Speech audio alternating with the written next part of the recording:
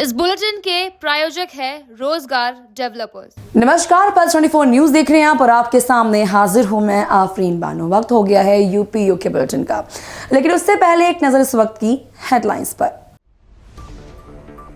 बांदा में आपातकाल के 50 साल पूरे होने पर सेमिनार, मंत्री नंद गोपाल नंदी ने की शिरकत। कांग्रेस पर नंद गोपाल नंदी ने साधा निशाना। उत्तराखंड में पंचायत चुनाव को लेकर तेज हुई हलचल। राज्य मंत्री रामसूरत नौटियाल ने टटोली प्रत्याशियों की नब्ज, सभी सीटों पर किया गया जीत का दावा। मसूरी में पूर्व कैबिनेट मंत्री दिनेश अग्रवाल ने की प्रेस वार्ता। बढ़ती ट्रैफिक समस्या और क्षेत्रीय विकास को लेकर दिए सुझाव। कहा व्यवस्था और दीर्घकालीन विकास योजनाओं की सख्त जरूरत। पौड़ी में जिलाधिकारी स्वाति एस भदौरिया ने किया निरीक्षण। जल जीवन मिशन से संबंधित कार्यों का किया निरीक्षण। पाइपलाइन खुले में छोड़े जाने पर जाहिर की नाराजगी। देहरादून में एक गाड़ी में आग लगने से मचा हड़कंप। आग लगने से दोनों तरफ लगा लंबा जाम। घटना में बाल बाल बचे कार में सवार लोग। अब करेंगे बुलेटिन की शुरुआत विस्तार से। बांदा प्रभारी मंत्री नंद गोपाल नंदी आज बांदा पहुंचे, जहां उन्होंने आपातकाल के 50 साल पूरे होने पर बीजेपी कार्यालय में आयोजित सेमिनार में शिरकत की। मंच से मंत्री नंद गोपाल नंदी ने सीधे कांग्रेस पर निशाना साधते हुए कहा कि कांग्रेस के काले अध्याय के आज 50 साल पूरे हुए। कार्यक्रम में बीजेपी सदर विधायक प्रकाश त्रिवेदी, जिला पंचायत सदस्य सुनील पटेल और तमाम कार्यकर्ता शामिल हुए। आज बांदा आगमन हुआ है, किस तरह से प्रोग्राम किया और किनको सम्मानित किया आपने? देखिए, लोकतंत्र सेनानियों ने, जिन्होंने लोकतंत्र को बचाने के लिए संघर्ष किया, यातनाएं सही, ऐसे लोकतंत्र सेनानी जो हमारे बीच हैं, उनको, उनके परिवार को सम्मानित किया गया। और कांग्रेस पार्टी के इतिहास के बारे में बताया गया। कांग्रेस पार्टी का इतिहास कलंकित है। इन्होंने हमेशा एक परिवार को मजबूत बनाए रखने के लिए देश को कमज़ोर करने का काम किया। देश के विभाजन से लेकर आपातकाल तक नेहरू गांधी परिवार की भूमिका लोकतांत्रिक मूल्यों से विपरीत जन विरोधी रही है। इमरजेंसी भारतीय लोकतंत्र के प्रति कांग्रेस का अब तक का सबसे जघन्य अपराध है। मौलिक अधिकारों को कुचला गया, संवैधानिक संस्थाओं का अनादर किया गया, विपक्ष को जेलों में ठूंस दिया गया, मीडिया को प्रतिबंधित किया गया। विडंबना है, दुर्भाग्य है कि आज ऐसे लोग संविधान को जेब में लेकर घूमने का ड्रामा कर रहे हैं। आपने देखा कि राहुल गांधी जी संविधान को जेब में रख कर के घूम रहे हैं। वास्तव में गांधी परिवार की प्रवृत्ति हमेशा से संविधान को जेब में ही रखने की रही है। कुर्सी और सत्ता इनको अपनी खानदानी जागीर लगती है, इसीलिए ये संविधान को जेब में रख कर के घूमते रहे। आज आदरणीय प्रधानमंत्री जी के नेतृत्व में भारतीय लोकतंत्र और संविधान का सच्चा सम्मान हो रहा है। 140 करोड़ भारतवासियों की तरक्की, खुशहाली और समृद्धि के लिए संविधान की मौलिक परिकल्पना माननीय प्रधानमंत्री जी के संकल्पों से यह परिकल्पना धरातल पर साकार हो रही है। सशक्त, सक्षम और आत्मनिर्भर भारत के निर्माण की यात्रा निरंतर आगे बढ़ रही है।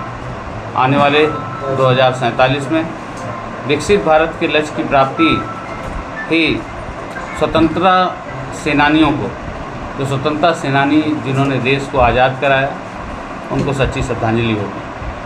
धन्यवाद। मंत्री जी, अभी यहाँ कुछ सम्मानित लोकतांत्रिक सेनानी थे, उन्होंने कहा है कि हमको भी स्वतंत्रता संग्राम सेनानी की उपाधि से अलंकृत किया जाए। इस विषय में क्या कहेंगे? देखिए, हमारी सरकार, आदरणीय प्रधानमंत्री जी को 11 साल हो गए, उन्होंने बिना रुके, बिना थके, बल्कि देश में पहली बार ऐसा हुआ कि जैसे एक परिवार के मुखिया के तौर पर प्रत्येक आखिरी रविवार को, हर माह के प्रत्येक आखिरी रविवार को माननीय प्रधानमंत्री जी बैठते हैं लोगों से पूरब से लेके पश्चिम तक, कश्मीर से लेके कन्याकुमारी तक और कटक से लेके अटक तक, गुजरात कच्छ, सभी जगह से जोड़ करके लोगों की पूरे महीने जो क्वेरी आती है, जो भी समस्याएं आती है, उसका समाधान कैसे हो। जो किसी दूसरे स्टेट ने किया है वो हमारा स्टेट कैसे करे, हमारे स्टेट ने जो अच्छा किया वो दूसरा स्टेट कैसे अच्छा करे। एक परिवार के मुखिया के रूप में वो बैठते हैं।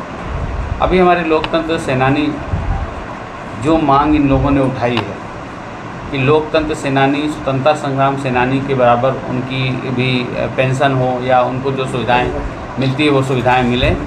निश्चित रूप से उत्तर प्रदेश में 8 साल से और 11 साल से केंद्र में हमारी सरकार है। डबल इंजन की सरकार में जो जो समस्याएं सामने आती हैं उनका समाधान कर रहे हैं। यूँ कहें कि हम खोज करके समस्या का समाधान कर रहे हैं। इनकी भी समस्या का समाधान होगा। इस अवसर पर इनको भरोसा और विश्वास दिलाना। शिवसेना के सांसद हैं संजय राउत, उनका कहना है कि इंदिरा गांधी लोकतंत्र की चौकीदार थी। उत्तराखंड में जैसे जैसे पंचायत चुनाव की हलचल तेज हो रही है, वैसे वैसे उम्मीदवारों का उत्साह बढ़ता जा रहा है। इसी को देखते हुए राज्य मंत्री रामसूरत नौटियाल ने जनपद उत्तरकाशी में पंचायत चुनाव में प्रतिभाग करने वाले प्रत्याशियों की नब्ज टटोलने और ग्राम पंचायत से लेकर जिला पंचायत की सभी सीटों पर जीत का दावा किया। देखो, नमस्कार। मैं पर्यवेक्षक के रूप में तो नहीं हूँ। मैं एक भारतीय जनता पार्टी का जिला अध्यक्ष होने के नाते हमारी पार्टी ने तय किया है कि हमारी 3 विधानसभाएं हैं और 3 विधानसभाओं में पार्टी ने पर्यवेक्षक भेजे हैं। गंगोत्री में हमारे राज्य मंत्री दायित्वधारी वरिष्ठ नेता आदरणीय रामसुंदर नौटियाल जी और उनके साथ सहायक के रूप में मुकेश टमटा जी। ऐसे ही यमुनोत्री में जगत सिंह चौहान जी, आदरणीय जगत सिंह चौहान जी, आदरणीय बहन सुधा गुप्ता जी, और पुरोला में आदरणीय सतेज सिंह राणा जी और विजय बडोनी जी। 3 विधानसभा में पार्टी ने, प्रदेश नेतृत्व ने पर्यवेक्षक भेजे हैं और हमारे पर्यवेक्षक कल भी और आज भी जिस विधानसभा में जितने हमारे वार्ड हैं, जैसे गंगोत्री विधानसभा में हमारे 9 जिला पंचायत सदस्य वार्ड हैं, तो कल से हमारी ये रायशुमारी चल रही है और हमारे पर्यवेक्षक अपने मंडल स्तर तक, जो हमारा मंडल होता है उस मंडल में कितने वार्ड हैं वहाँ तक हमारे पर्यवेक्षक जा रहे हैं। मैं भी उनका सहयोग कर रहा हूँ, पार्टी के मंडल अध्यक्ष जी भी सब लोग सहयोग कर रहे हैं और वहाँ पर हमारे उस वार्ड के कार्यकर्ता आ रहे हैं।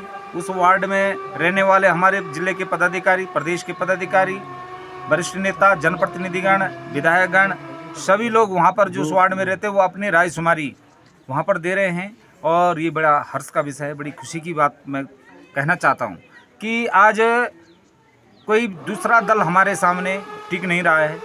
हम जहाँ भी, जिस वार्ड में भी जा रहे हैं, जिस मंडल में भी जा रहे हैं, भारतीय जनता पार्टी के पास आज सक्षम लोग हैं। हमारे पास हर वार्ड में 4-4, 5-5, 6-6, 10-10 कार्यकर्ता हमारी जिला पंचायत की दावेदारी कर रहे हैं। ये बहुत बड़ी खुशी की बात है कि हमारा बहुत बड़ा परिवार है और हमारे पास ऐसे योग्य लोग हैं कि जो दावेदारी कर रहे हैं। तो निश्चित रूप से पूरे उत्तरकाशी जनपद में 28 में से 28 भारतीय जनता पार्टी के हमारे वार्ड के जो मेंबर हैं, हमारे जिला पंचायत सदस्य जीत के आएंगे, क्योंकि दूसरा दल कहीं टिक नहीं रहा है। हमारे यहाँ ये कि लोकतंत्र महापर्व के अवसर पर जैसे मेले का आयोजन हो रहा है, ऐसे जब हम क्षेत्रों में जा रहे हैं तो देखो तो भारतीय जनता पार्टी के ही लोग दिख रहे हैं चारों तरफ। तो मैं आपको विश्वास दिलाना चाहता हूँ कि भारतीय जनता पार्टी पूरे तन मन से, पूरे हमारे कार्यकर्ताओं के बल से, सहयोग से निश्चित रूप से हम इस चुनाव को जीतेंगे। पंचायत चुनाव में भारतीय जनता पार्टी ने पूरी रणनीति तैयार कर दी है और इस वर्तमान में जो हमारे 12 जिले हैं उत्तराखंड में, हरिद्वार को छोड़ करके सब में जो है त्रिस्तरीय पंचायत को चुनाव संपन्न कराने पूरी रणनीति तैयार की। संगठन स्तर पे हम पर्यवेक्षक के रूप में आज उत्तरकाशी पहुँचे। गंगोत्री विधानसभा में हमने यहाँ पे राय मशवरा लिया और राय मशवरे कार्यकर्ताओं के आधार पे, कार्यकर्ताओं के अंतर आत्मा क्या कहती है, किस कैंडिडेट के लिए कहती है, जिताओ कैंडिडेट को टिकट देगी, भाजपा अधिकृत प्रत्याशी करेगी। तो अधिकृत प्रत्याशी करने के लिए जो है हमने तमाम अपने पदाधिकारियों को, मंडल अध्यक्ष, जिला अध्यक्ष लेके अपने बूथ अध्यक्ष और जो हमारे अपेक्षित कार्यकर्ता हैं, प्रदेश के पदाधिकारी हो गए, प्रदेश कार्य समिति सदस्य हो गए, मोर्चों के अध्यक्ष हो गए, इस प्रकार के विभिन्न जो हमारे पदाधिकारी, उनसे हम राय मशवरा किया और वो राय मशवरे का जो पैनल जाएगा जिला पंचायत सदस्य, वो पैनल हम प्रदेश को सौंपेंगे और उसके बाद ही इसमें निर्णय प्रदेश नेतृत्व करेगा। पूर्व कैबिनेट मंत्री दिनेश अग्रवाल ने मसूरी में एक प्रेस कॉन्फ्रेंस के दौरान नगर की बढ़ती ट्रैफिक समस्या और क्षेत्रीय विकास को लेकर अहम सुझाव दिए। उन्होंने कहा कि मसूरी जैसे पर्यटन स्थलों को बेहतर ट्रैफिक व्यवस्था और दीर्घकालिक विकास योजनाओं की सख्त जरूरत है। प्रेस वार्ता के दौरान दिनेश अग्रवाल ने कहा कि आगामी उत्तराखंड पंचायत चुनाव में भाजपा प्रत्याशी बड़ी संख्या में विजयी होंगे। यहाँ का और देहरादून का एक जिम्मेदार नागरिक होने के नाते और राजनेता होने के नाते भी मैंने जो व्यवस्थाएं मैं यहाँ देख रहा हूँ या देहरादून की ट्रैफिक व्यवस्था देख रहा हूँ, उससे मेरे मन में चिंता जागृत हुई और इसीलिए मैंने अपना विचार व्यक्त करते हुए कहा कि मसूरी के लिए एक स्पेशल प्लान बनना चाहिए। उसमें सब विभागों को इंक्लूड करना चाहिए, नगर पालिका को भी, MDDA को भी, सब विभागों को, और इंक्लूड करते हुए एक विस्तृत प्लान होना चाहिए जो मुख्य सचिव की गाइडेंस में, और उसमें जो हमारे यहाँ के क्षेत्रीय, चाहे वो नगर पालिका अध्यक्ष हों, चाहे और जनप्रतिनिधि हों, और ख़ास करके जो हमारे यहाँ लोकप्रिय विधायक हैं गणेश जोशी जी, उन सब से बैठ के राय मशवरा करके एक विस्तृत प्लान बनना चाहिए। उसके साथ साथ मसूरी के लिए मैं समझता हूँ कि जो आगे आने वाले वर्ष हैं वो और चिंताजनक है। हमारे लिए एक स्पेशल ट्रैफिक टास्क फोर्स बनना अति आवश्यक है। उसका गठन जरूर होना चाहिए और अविलंब होना चाहिए। वो जो है मसूरी की जो टोटल ट्रैफिक व्यवस्था है देहरादून से लेके मसूरी तक और मसूरी के पूरे एरिया में, वो आज बहुत चिंताजनक है। मसूरी में जिस तरह से आज यहाँ पर आपादापी मची हुई है वो बहुत चिंता का कारण है। इसी तरह देहरादून में भी जो है, जिस तरह से हम दिल्ली से देहरादून 2.5 घंटे में पहुँचने की हमारी आशा है और हमने एलिवेटेड रोड बनाई है, तो उससे देहरादून के अंदर जो कंजेशन बढ़ेगा उसके लिए अविलंब हमें ट्रैफिक प्लान बनाने की जरूरत है। यदि अविलंब ट्रैफिक प्लान नहीं बनाएंगे तो कल हमें बहुत दिक्कतों का सामना करना है। अभी देहरादून ट्रैफिक से जाम रहता है, चारों तरफ चिंता है, सारे देहरादून के लोगों की चिंता है। तो वो चिंता का निवारण तभी हो सकता है कि जब हम उसको रेगुलेट करें।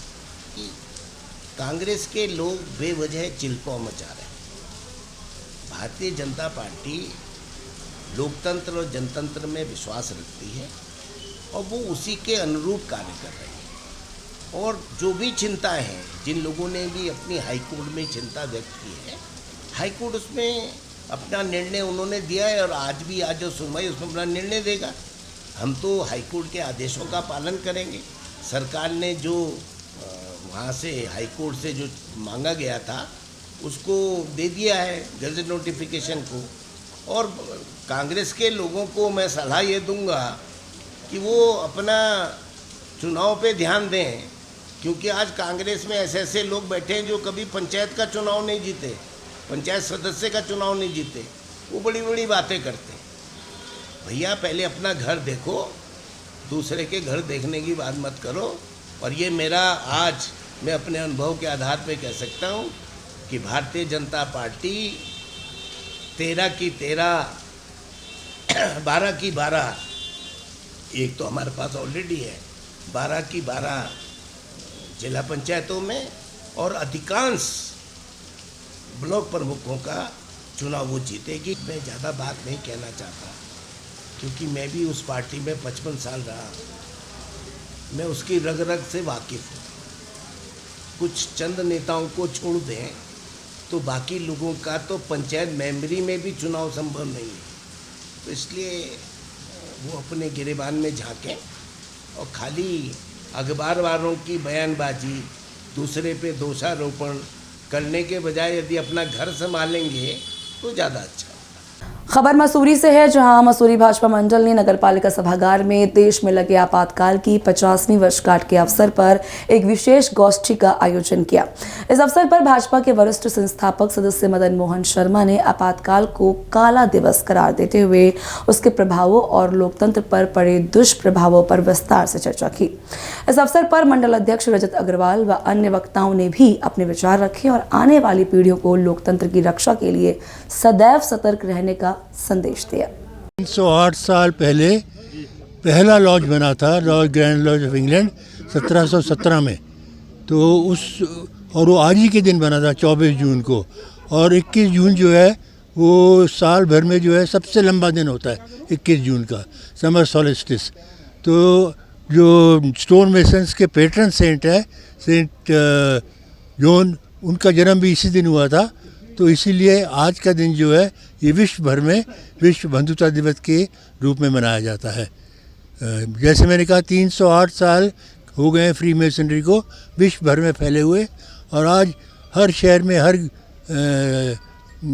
बड़े देश में फ्री मेसनरी आपको मिलेगी और अच्छा कार्य करती हुई मिलेगी। हमारा मोटो ये है to make good man better, अच्छे इंसानों को और अच्छा बनाना, ये हमारा ध्येय है। चैरिटी भी आप लोग बहुत ज़्यादा करते हैं। जी, चैरिटी इसी साल करी हमने 160 बच्चों को हमने ब्लेज़र दिए, और इससे पहले जो है हमने महिलाओं के लिए हर साल कोई ना कोई प्रोग्राम किया है, चाहे वो दुकान में कार्यरत हों महिलाएं या मजदूरी करती हैं ठेकेदारों के साथ, उनको भी हमने सम्मान दिया। जो सफाई कार्य करती हैं उनको भी हमने एक साथ सम्मान दिया। और पिछले कई वर्षों से हम महिलाओं पे उनका उत्थान करने के लिए और उनकी अपनी आत्मनिर्भरता और आत्मसम्मान बढ़ाने के लिए ये कार्य करते आ रहे हैं। और ठीक है, मसूरी में ये आज 1854 से यहाँ पर ये इसकी स्थापना हुई थी। तब से लगातार इसमें हमारे जो कार्यक्रम चल रहे हैं आपस में भाईचारे के लिए, और कहीं ना कहीं हम जो भी कोई लोगों के लिए कार्य कर सकते हैं, चैरिटी कर सकते हैं, किसी और तरह से मदद कर सकते हैं, उसके लिए हमेशा तत्पर। और ये विश्व की सबसे पुरानी संस्था है, सबसे पुराना एनजीओ है जो कि पूरे वर्ल्ड में फैला हुआ है। इससे पुराना और कोई नहीं। सिर्फ बच्चों का ही नहीं, लेडीज़ के लिए हमने बहुत बार कार्य किए। जो घरों में लेडीज़ काम करती हैं उनके लिए प्रोग्राम किया, जो ऑफिस में काम करती हैं लड़कियां, उनके लिए हमने किया। बाकी और जो भी हमें दिखता है कि कोई एक ऐसे लोगों को हम इकट्ठा करके कोई उनके लिए कुछ कर पाएँ, वो हम हमेशा तत्पर रहते हैं। ब्रदरहुड डे है 24 जून को, हमारी पूरी दुनिया के अंदर मनाया जाता है। फ्री मेसनरी पूरी दुनिया में फैली हुई है, तो ये एक दिन वैसा मनाया जाता है। इस समय सारे जगह पे मनाया जा रहा है, दिल्ली हुआ या और जगह भी हिंदुस्तान की सब जगह मनाया जा रहा है। और आज के दिन ज़्यादातर चैरिटी प्रोग्राम्स हो रहे हैं, हर जगह चैरिटी प्रोग्राम्स हो रहे हैं। तो वो चीज़ ये हम लोग कोशिश करते हैं कि सबके संज्ञान में आए और सबको दिखाई दे कि फ्री मेसनरी एक ऐसी संस्था है जो केवल अंदर सीक्रेटिव नहीं रहती है, लेकिन सबका आगे सबके साथ मिलके सोशली मिलके और भाईचारा को प्रमोट करती है। खबर जनपद उधम सिंह नगर के खटीमा से है, जहां खटीमा नगरपालिका सभागार में उद्यान एवं खाद्य प्रसंस्करण विभाग द्वारा 5 दिवसीय आम के प्रसंस्करण से संबंधित प्रशिक्षण कार्यक्रम का समापन हुआ। वहीं नगरपालिका में पहली बार आयोजित इस प्रशिक्षण कार्यक्रम में क्षेत्र की लगभग 45 महिलाओं ने प्रशिक्षण लिया, जिसमें आम का अचार, आम पन्ना, आम की खट्टी मीठी चटनी आदि बनाने का प्रशिक्षण उद्यान एवं खाद्य प्रशिक्षण विभाग द्वारा दिया गया। इस दौरान प्रशिक्षण कार्यक्रम के समापन समारोह की अध्यक्षता नगरपालिका अध्यक्ष रमेश चंद्र जोशी ने किया। मैं बधाई देना चाहता हूँ उन तमाम अपनी बहनों को जिन्होंने यहाँ पे 7 दिवसीय प्रशिक्षण में भाग लिया, और बधाई देना चाहता हूँ इस ध्यान विभाग के अधिकारियों का जिन्होंने इस कार्यक्रम को सफल बनाने में भी अपना योगदान दिया।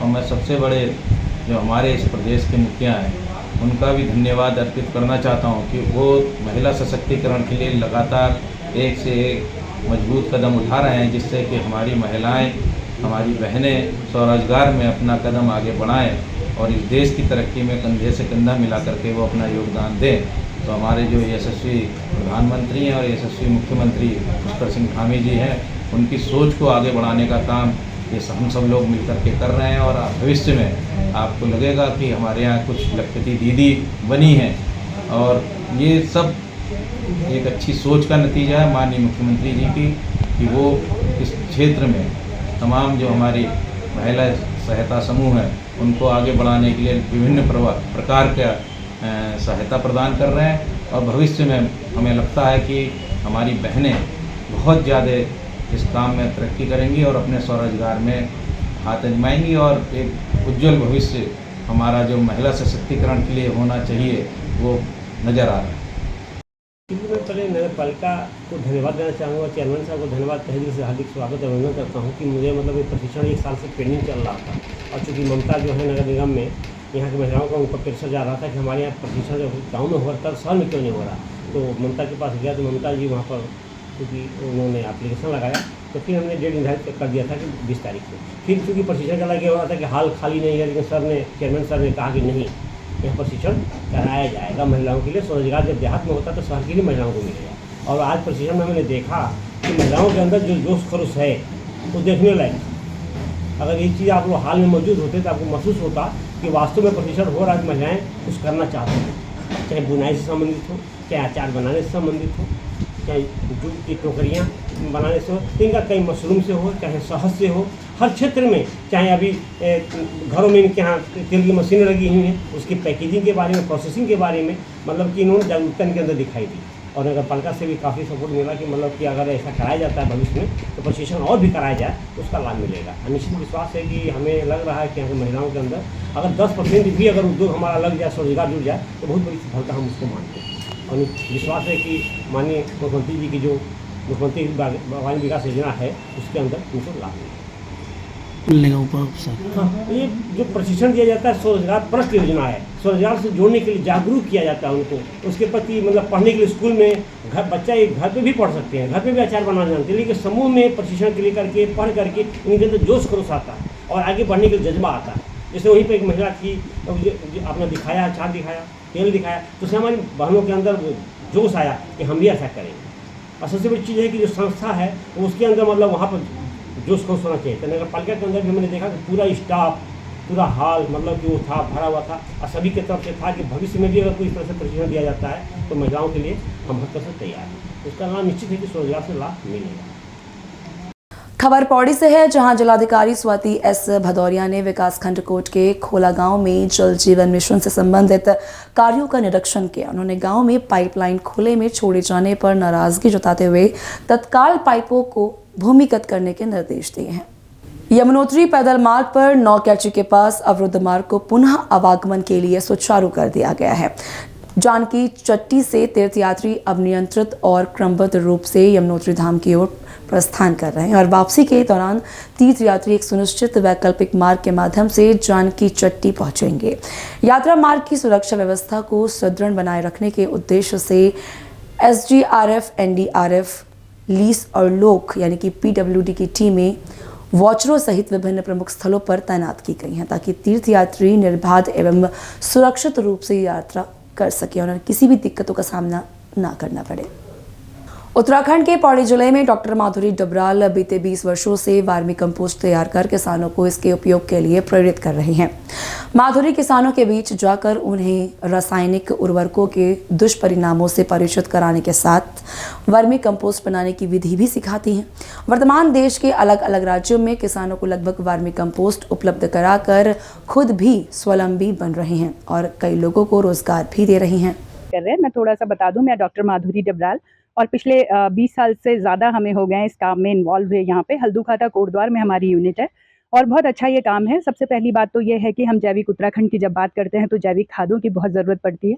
उसके लिए हमने इस काम को 2002 में हमने यहाँ पे इसको शुरू कर दिया था और तब से लेकर आज तक हमने पीछे नहीं देखा। हम रेगुलर इस काम को कर रहे हैं। जैविक है, स्वास्थ्य के लिए बहुत अच्छा है।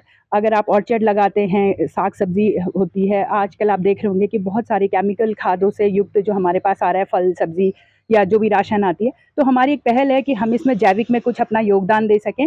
तो एक तो जैविक के लिए है, दूसरा ये है कि ये वेस्ट मैनेजमेंट के लिए बहुत अच्छी प्रैक्टिस है। जितना भी आप देखेंगे किचन वेस्ट, गार्डन वेस्ट और इसके अलावा आप मतलब कोई भी ऑर्गेनिक वेस्ट है जिसमें ऑर्गेनिक लग गया, वो सारा यहाँ पे रिसाइकिल होकर हम केंचुए की मदद से खाद बनाते हैं। तो एक बहुत अच्छी खाद भी है। तीसरा जो है ये एक सेल्फ एम्प्लॉयमेंट के लिए है। अगर आप स्वरोजगार की तरफ जाना चाहते हैं तो ये बहुत अच्छा है। आपको कहीं जाने की ज़रूरत नहीं है। आपके पास अगर थोड़ी सी भी ज़मीन है तो आप उसमें इस कार्य को बहुत आसानी से शुरू कर सकते हैं। बहुत कम इन्वेस्ट में शुरू कर सकते हैं, इन्वेस्टमेंट के साथ। तीसरा क्या है कि इससे आप समाज के लिए तो एक बेहतर कार्य कर ही रहे हैं, आपको एक बहुत अच्छा रोजगार भी मिल रहा है। जैसे हमारी यूनिट है तो हम पिछले 20 वर्ष से ज़्यादा हो गए, तो हमारे पास बहुत सारे लोग यहाँ पे जुड़े हैं। कुछ डायरेक्टली जुड़े हैं, कुछ इनडायरेक्टली जुड़े हैं। डायरेक्टली जैसे हमारे पास यहाँ पे लेबर की ज़रूरत होती है, जो काम करने वाले हमारे जो लोग हैं, जो लड़के हमारे पास हैं। उसके अलावा जैसे सेल में, मार्केटिंग में, उसके और साथ साथ जिन डेयरी से जहाँ से हम गोबर लेकर आते हैं, तो वो भी कहीं ना कहीं इससे जो है वो लाभान्वित हो रहे हैं। महिलाओं के लिए मैं कहूँगी बहुत अच्छा काम है। आप घर बैठे इस काम को कर सकती हैं, और अगर आप चाहें तो आपको एक अच्छी आमदनी आपको घर में बैठे मिल जाएगी, और आपका गोबर, आपका जो वेस्ट है वो भी सारा आपका यूज़ हो जाएगा। तो बताइए कहाँ एक ऐसा काम आपको मिलने वाला है। और बहुत अच्छा काम है, मैं ये कहूँगी। और अब तो गवर्नमेंट भी मैंने देखा है कि इस काम को बढ़ावा दे रही है। जब हमने शुरू किया था तब तो ऐसा कुछ था नहीं, लेकिन आज मैं देखती हूँ कि गवर्नमेंट भी बहुत अच्छी पहल कर रही है। आपको SDP बैग मिल रहे हैं, गांव-गांव में जाके मैंने देखा है बैग्स दिए जा रहे हैं। तो प्लीज़ मेरी रिक्वेस्ट भी है कि उन बैग्स का प्रॉपर इस्तेमाल करें, उसमें खाद ही बनाएं। और जब आप खाद बनाएंगे, कुछ मत कीजिए, आप अपने घर में अगर आप इस्तेमाल करते हैं तो आपका स्वास्थ्य बहुत अच्छा होता है। और अगर आप 4 दिन डॉक्टर के पास कम जाते हैं उस खाद की वजह से, उस हेल्दी फूड की वजह से, तो वो भी आपकी एक कमाई है। मसूरी देहरादून रोड पर गगोली धार के पास सुबह 10 बजे के करीब एक I-20 कार में भीषण आग लग गई। आग लगने से अफरा तफरी मच गई। वहीं सड़क के दोनों ओर वाहनों की लंबी कतारों से जाम लग गया। प्रत्यक्षदर्शियों ने बताया कि कार से अचानक धुआं उठने लगा। चालक ने समझदारी दिखाते हुए तुरंत गाड़ी साइड में रोकी और सभी को बाहर निकाला।